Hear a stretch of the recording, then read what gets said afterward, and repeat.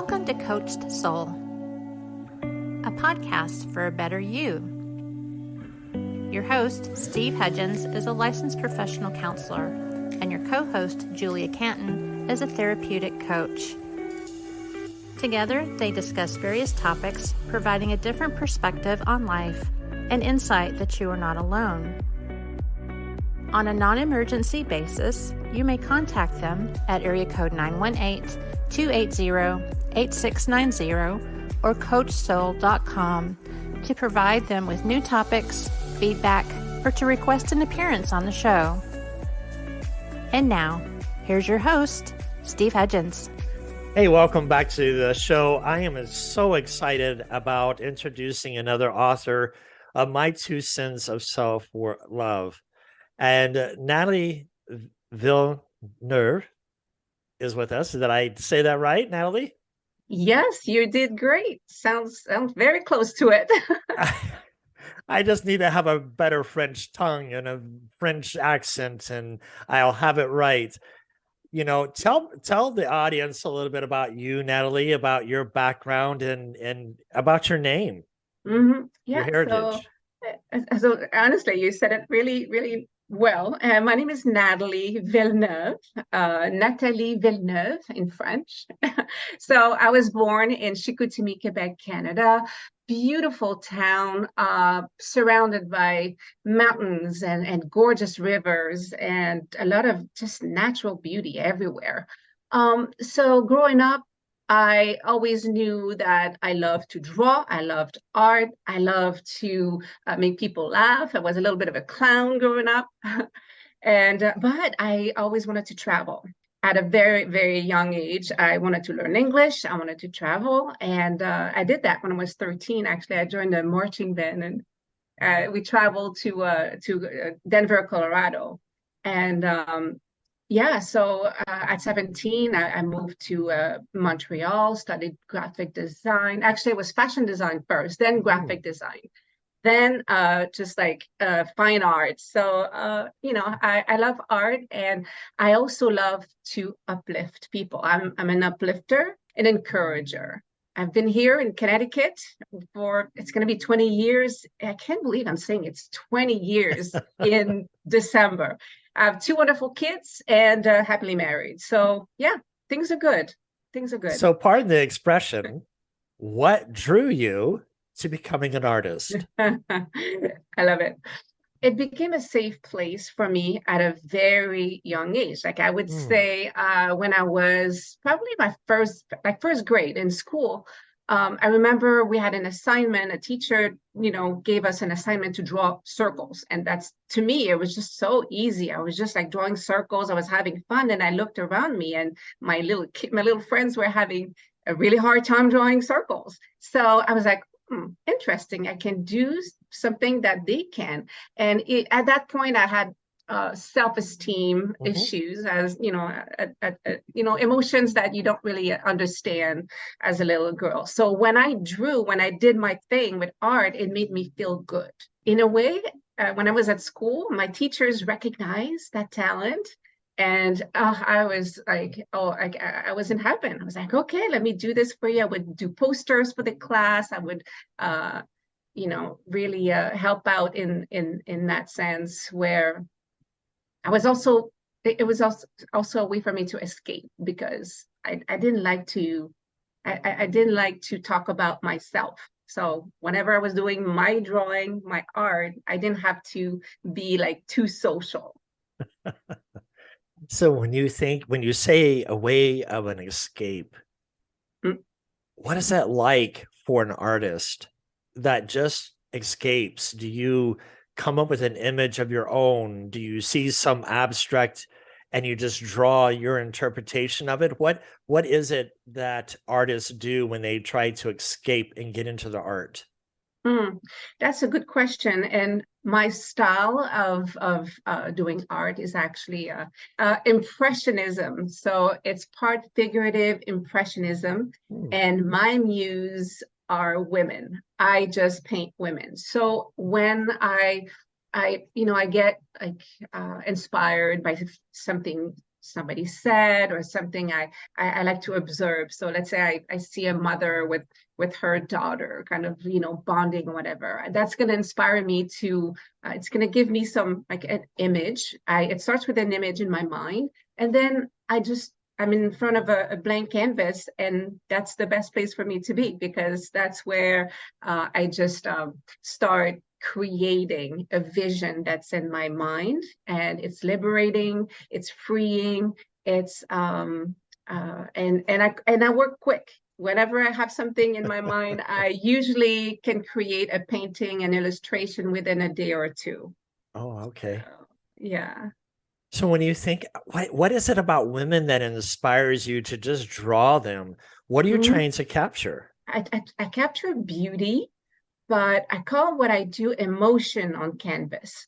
So for me, rendering beauty, it starts with the inner beauty. So if I see something to me is beautiful, and it could be something like a woman like that struggles, but you can see that she has the strength to, keep it together. And so the strength of women, and again, emotion on canvas is like what my best way that I can explain what I do. And women, because I don't know, but whenever I try to do a guy, he ends up looking like a girl anyway. So it's just a natural thing, and I exaggerate the curves and the length of the like the arms and the legs. It's totally that my French is taking over my English today. It's disproportionate. Yeah. Long, very long arms and long neck, and So when I think about what you're seeing, and I'm seeing the portrait hanging up in your office there, is there a special painting that you drew that really you just fell in love with what you drew? It's very interesting to answer this question, because yes, and it was in 1987, and it stems from a sad story. But the painting I did the first week I came back to school after my dad passed away in 1987, and I was at school. I just went home for a week, and then I had to come back to school, and we had a painting class, and the painting I drew, I did was of just a face with like dark eyes and tilted head, but the woman had like kind of, back then in 87 we had Walkmans. Yes. So she has like this Walkman just going down to her neck with a lock. And so she didn't hear anything. She didn't want to talk. Her lips are very shut and black eyes. But the way I explained it, it might not look pretty, but it turned out very, very like a strong emotion. And from that painting, it became part of my style. The way I draw eyes, the way I, even the hair and everything. So it really became like me, like at a very like hurtful place in my life. I was able to dig so deep and bring out that side of me, that part of me that just wanted to be real, be authentic, and create something that's not necessarily like pretty. Or it was a gray phase too. So with the tragic event of losing your father, you create this masterpiece that is kind of a representation of you. Did you find that drawing this was a healing experience for you when your father? Explain that. Yes. Well, so my father committed suicide, and I didn't accept it. I felt abandoned. I felt like I was upset. I was mad. I took a long time to even talk about this. That's just like 2 months ago. For the first time, I wrote the story on social media. I shared that. So painting this was definitely healing. It was like, I'm able to keep it together. I'm able to go through this because I still have my talent. I can create like beautiful things, and I'm not broken from that. So it was definitely a way for me to heal and to move on. I can imagine. Well, I can't imagine what you were feeling.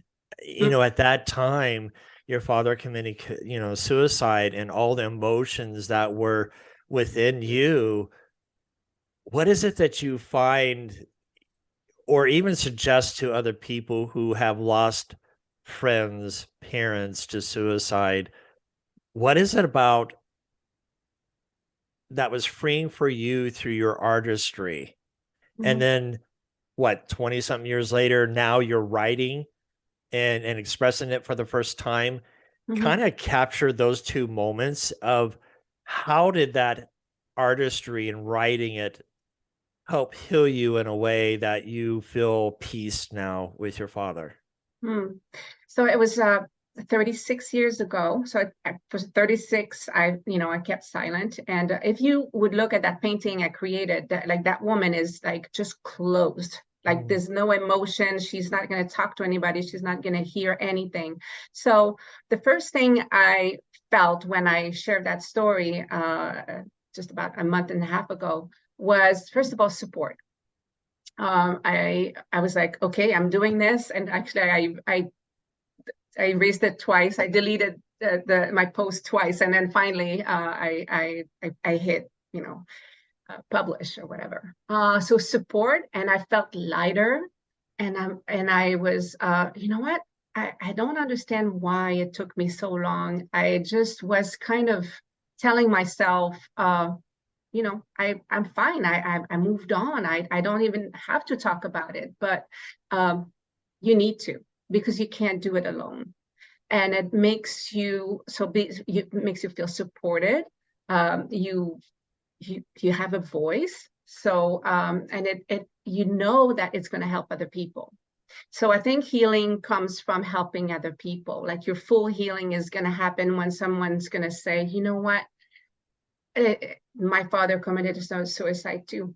And it happened on the thread. Like I was reading people's comment, got over like, I don't know, over 100 comments. And it was just reading the comments made me feel better and better and more, helpful, and how it can serve. And that now if somebody asks me, how did you lose your dad? I used to say it was a car accident. Well, no, it was from suicide. And not too long after, my mom died from cancer. They both passed away in their early 50s. So, I think going through, like, grieving is different for everybody. And I think the faster you're able to open up and accept that you can get people to help you. I just refuse to get help for some reason. Yeah, it's definitely at a better place, and I love that I'm able to share that story. Let's touch a little bit about, story in the book. Yeah, I want to touch a little bit about how you felt about with your dad. You kind of hit it and say it was a car accident. What do you think was behind where you hit it? Was there some shame, guilt? Yes. Help the audience to kind of understand that what they're going through is normal, and the healing aspect was healthy for you when you do talk about it. Kind of share a little about what was going through your mind that you didn't want to talk about to anybody about your dad's death. I think there's a lot of guilt, shame, definitely. You hear people say, "Oh, people who commit suicide go to hell. There's no heaven for people who kill themselves." I mean, there's all these like really negative talk, and also people saying, it's cowardly to commit suicide. It's abandoning people. So you kind of start. You focus on the negative things, or maybe you don't focus on it, but it just somehow it becomes very present. So I didn't want to participate in that conversation whatsoever. So it's better for me to say, yeah, it was a car accident, because I didn't want to engage and defend him, because I didn't understand it for a very long time. And now with the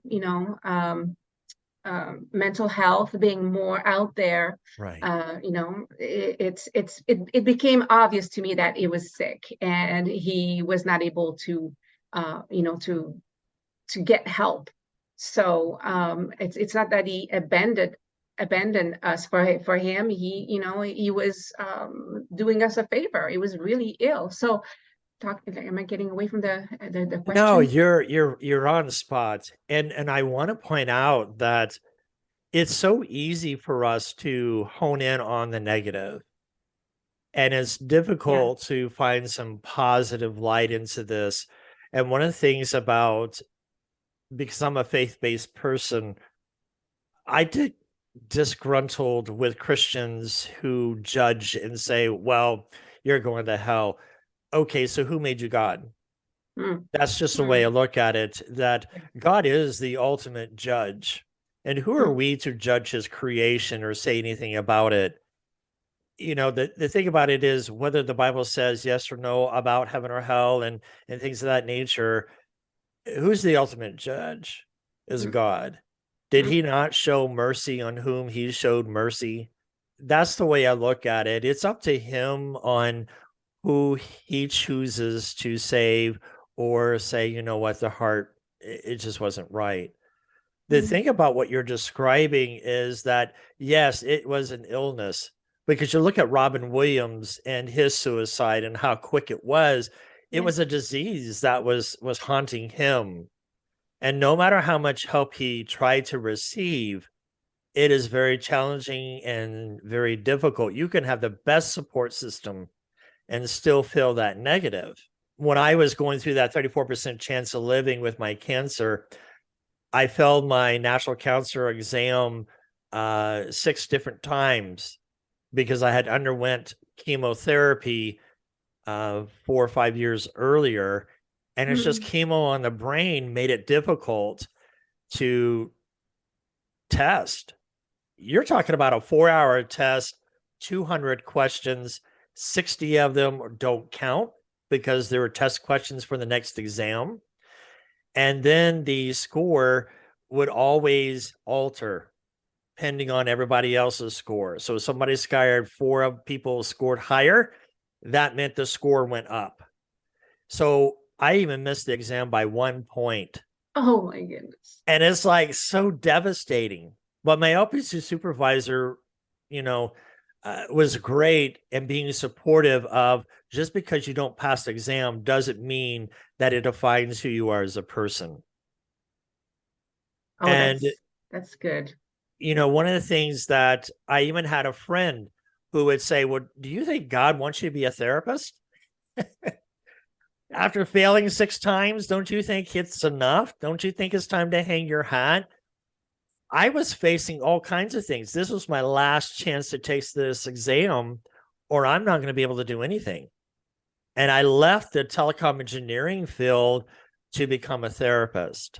So it'd be hard for me to get back into it. But I remember a night that a lot of things impacted me. And my spouse left because she couldn't handle my health conditions at all. And I felt so alone. I had a great support system, but I felt alone. And I contemplated, do I give up now? And I think if we can defeat the negative, start looking at the positive, like you were expressing, you started looking at the positive aspects of things. You got into your artistry. And what helped me was I passed my exam 7 points higher than the necessary score.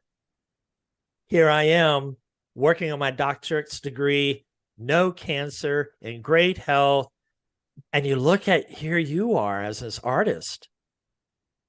How freeing was it for you to not only create a picture, but now you write and you hit send. And that's an unnerving feeling when you hit that button, like you're hitting a nuclear button and the whole world kind of explodes. But here you are having the courage of being vulnerable.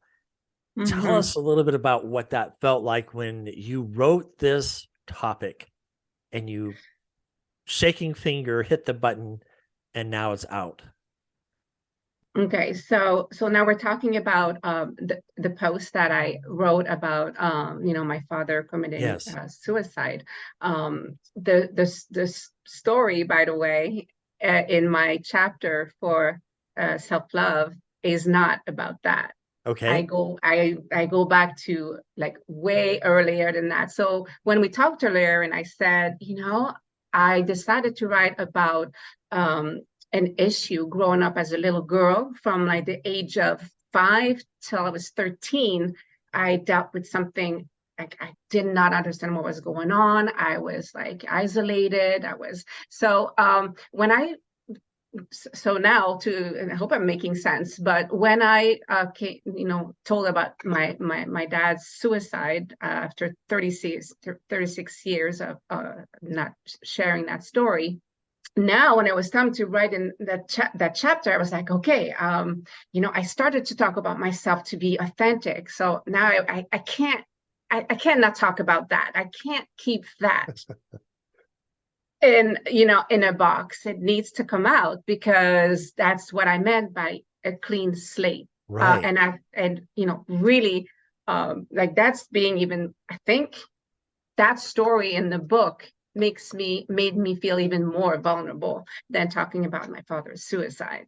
So I'm coming out. I'm just like getting like the weight off my shoulders, and I feel amazing. And it shows in my art, even like just to show you like this picture right here. Oh, wow. Yeah. It's I never paint with yellow. I do have yellow in my paintings, but that's not like the main colors. Not And I was right. just, and so this image, and I have chills because this illustration, when I put it on Facebook, got so many comments like, "Oh, Natalie, this is so just uplifting." So I always called myself an uplifter, but you can't uplift other people if you're not fully uplift yourself and free yourself from like those dark issues that you still keep secret. I like what you have to say about the free. We're going to do a part 2 for our audience because I do want them to understand the story of yours. Because I do like this book, My 2 Cents of Self-Love, because it brings in 30 different perspectives of what self-love is. But going back to what you said, you go through this painting that was really dark. Yeah. And you talk about these things and you feel lighter. What could you tell about women who are going through dark times in their life? How would you help them to overcome this darkness that they feel, whether it's a death, whether it's domestic violence, whether it's a situation they feel trapped? What do you recommend for women to maybe free themselves from the bonds of the darkness? I think it starts with awareness, introspection, knowing that you are not alone. So the reason why I'm so passionate about creativity is because by doing creative things, by journaling or gardening or drawing or going to a paint class, it makes you leave your like whatever problems you have like behind, and as you become creative you find solutions. You become you because you're freeing yourself and kind of focusing on doing something creative, you're able to see your situation that you're in with a different perspective. So if you're having like you're right in the middle of something very dramatic, you're in a bad relationship, and I think just find time, as much time possible by yourself. But of course, surround yourself with support too. But you need to go within, like very deep within, and search what made you, get in that situation, and how find your strength. Because I paint women because mainly I do see their strength. I do see their inner beauty and how they're nurturers, and I just love women, but I'm happily married. To a man. Yeah, to a man. Yeah.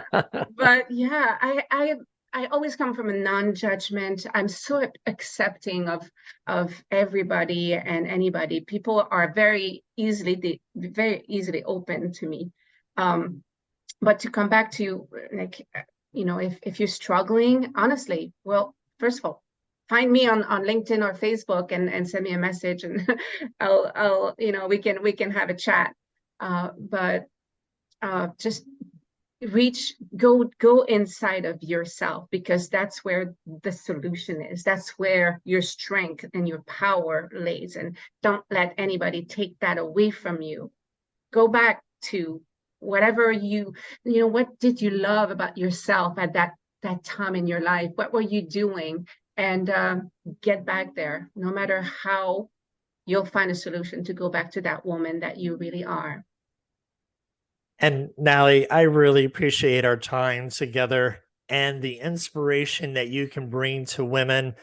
We're going to go into a part 2 for our audience, because we left off on a cliffhanger, because it's so easy to say, go into this and do this or that.